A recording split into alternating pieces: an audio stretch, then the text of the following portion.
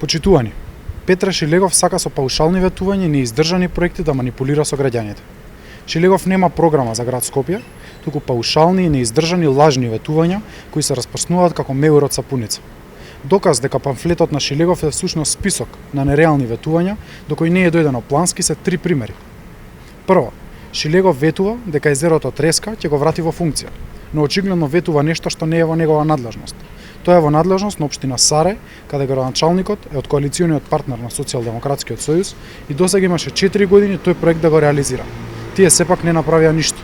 Второ, Шилегов вети нов парк со урбани содржини на бунарите во Нерези, од каде Скопје заедно со Рашче се снабдува со вода.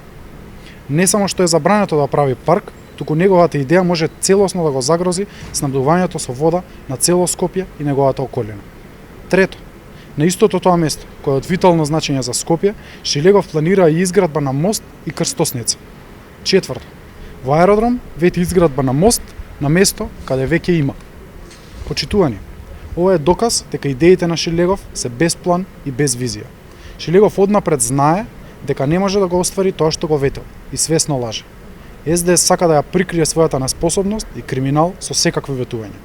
Овие политики на СДС ќе бидат казнети на 15 октомври од граѓаните кои веќе ги прочитаа сите предизборни памфлети на СДС, а не видоа ништо од реализираното.